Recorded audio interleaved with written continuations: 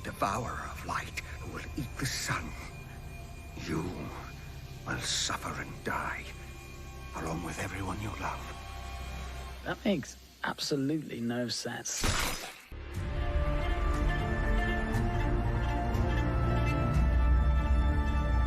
Castlevania Nocturne is a 2D animated action fantasy series based off the video game series of the same name, and a sequel/spin-off of the Castlevania animated series. The show was created and written by Clive Bradley, and the animation was done by Powerhouse Animation Studios, who did the previous series. The series takes place in the late 1700s during the French Revolution, following the latest descendant of the Belmont clan, Richter Belmont. Richter fled to France after the recent loss of his mother and now lives with some distant family of the Belmont clan. Together they support the revolutionaries in taking down the aristocrats and vampires for a better tomorrow.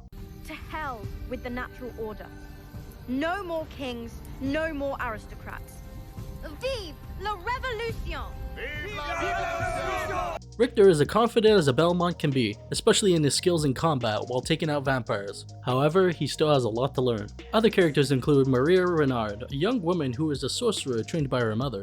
Her goal is to defeat the vampires and protect the vulnerable. She is a very smart and kind individual, but is also very hard-headed. And when she sets her mind to something, there's almost nothing that will stop her. He's not a pillar of this community.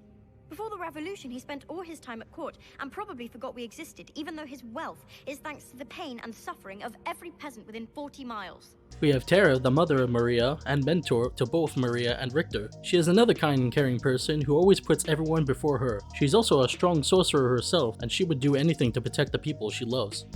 What is what? Who's who? If we have friends left or only enemies?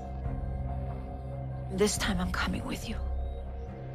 We have Annette, who has powers passed down from her father's family, allowing her to control rocks and various metals to create weapons for herself in combat. She's a very determined person who is seeking revenge on a vampire that killed her mother. She is also very quick-witted and highly skilled in combat.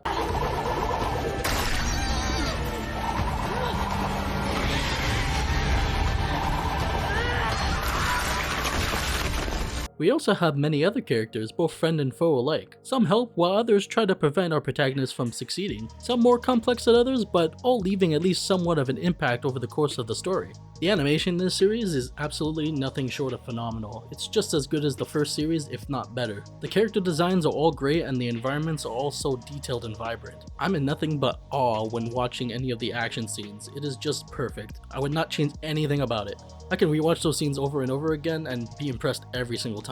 Overall, for the first season, I expected nothing less than great from the Castlevania series. Having watched the first series, I'd at least hope it was going to be a good story. Knowing Powerhouse Animation, I obviously expected nothing less than amazing for the action scenes. And it not only fulfilled those expectations, but exceeded them. Of course, it all ends with a cliffhanger to make you want to see the next season as soon as possible, and I personally cannot wait to see it. If you were a fan of the previous series, I'm sure you will like this one as well, and I highly recommend checking it out on Netflix right now.